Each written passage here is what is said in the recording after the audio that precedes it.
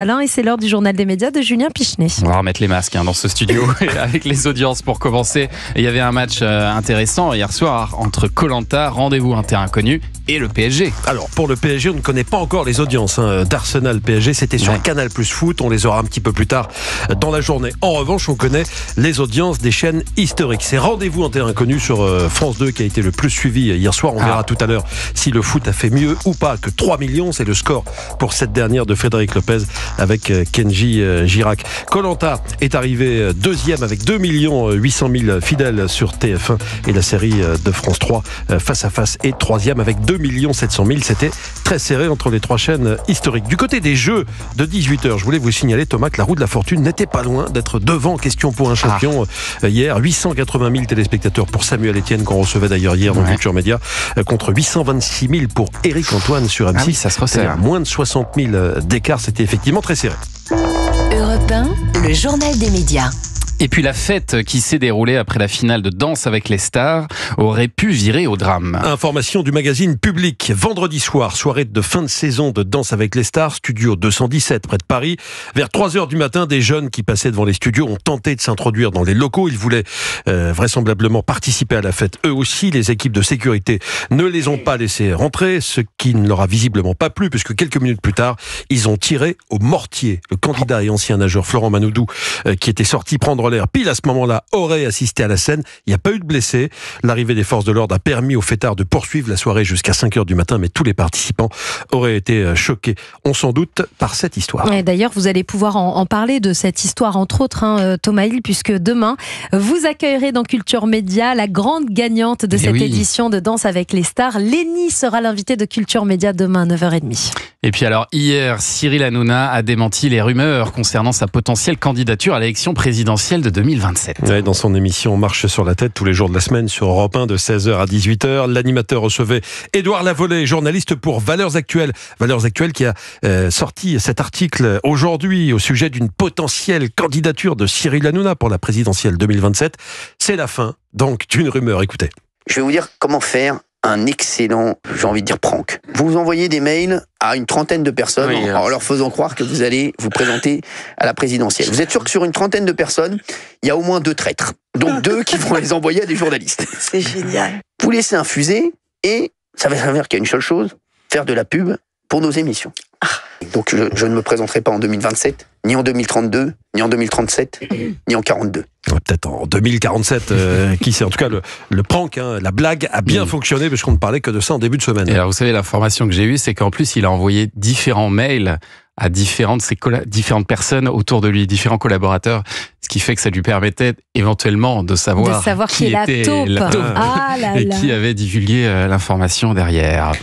Bon, on parle maintenant de sport avec la plateforme DAZN qui repousse le règlement de son avant-dernière échéance à la Ligue. Un nouvel épisode dans ce feuilleton interminable et, il faut le dire, de plus en plus complexe. Pas évident à résumer. DAZN, qui diffuse depuis le début de la saison les matchs de Ligue 1, doit encore 70 millions d'euros à la Ligue de football professionnel. DAZN était censé payer aujourd'hui au plus tard, mais elle a décalé le paiement de quelques jours. Ok, a répondu la Ligue, qui pourrait recevoir 100 millions supplémentaires si DAZN décidait de rompre le contrat à l'issue de la saison. Si jamais un accord de sortie était trouvé entre la plateforme et la Ligue de football professionnel, celle-ci pourrait créer pour la saison prochaine sa propre chaîne. Mais là encore, rien n'est évident, parce que pour que ce projet voie le jour, il faudrait que la chaîne beIN Sport rétrocède le seul match qu'elle diffuse chaque semaine, et que la Ligue trouve un producteur. Et bien justement, d'après le journal L'Équipe, DAZN et beIN Sport pourraient jouer ce rôle de producteur. Oui, c'est compliqué. Mathilde Vaux a demandé à Sacha Nokovic, spécialiste média à L'Équipe et membre de la famille Culture Média, de nous expliquer les enjeux autour de la création de cette nouvelle chaîne. Les 2 grands sujets pour la réussite de cette nouvelle chaîne, si elle est bien lancée, ce sera évidemment une bonne distribution, et c'est là que Canal+ pourrait revenir dans le jeu et sera un élément clé. Et puis bien sûr le prix.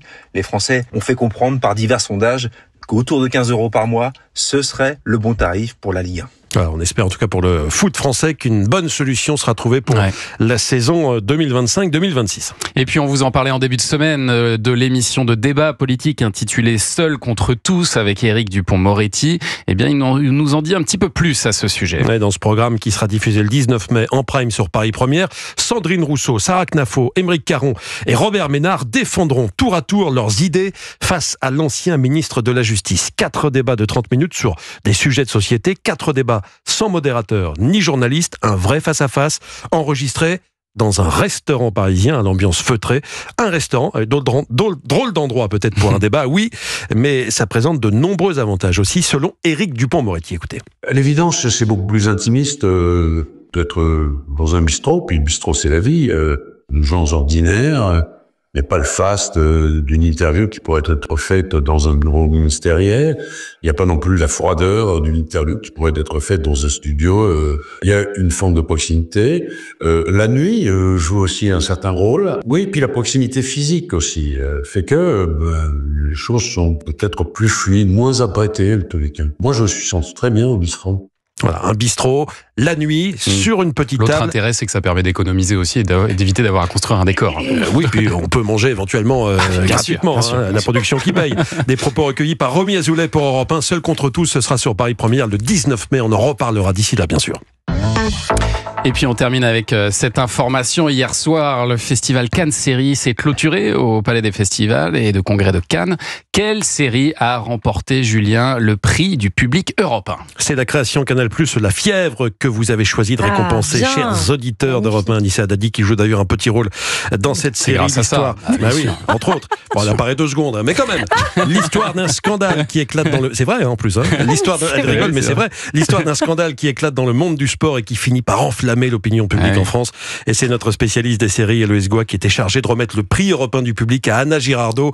Dans La Fièvre, elle incarne le rôle de Marie, l'un des personnages principaux. En sortant de scène, l'actrice a confié d'ailleurs à notre envoyé spécial à Cannes, Héloïse Goua, ses espoirs sur la suite de cette série. Je pense vraiment que c'est une série qui s'adresse au public et sa réception était extrêmement importante. Le public a vraiment répondu présent à cette série. J'ai eu beaucoup de retours à l'époque de la sortie et beaucoup de gens attendent encore la saison 2 avec impatience. Donc je me dis que ce prix du public va me permettre aussi de pousser à ce que la saison 2 existe. Voilà, donc il y aura peut-être une saison 2 selon Anna Girardot au micro d'Europe 1. Je suis disponible pour la saison 2. Vous auriez pu surtout interroger directement Anissa Haddadi, qui est l'autre grande comédienne de la série. Vous dites qu'on me voit 2 secondes, mais j'ai quand même 2 répliques dans la série. Tournée ici même, dans ce studio connu chez Europe 1. Bien sûr.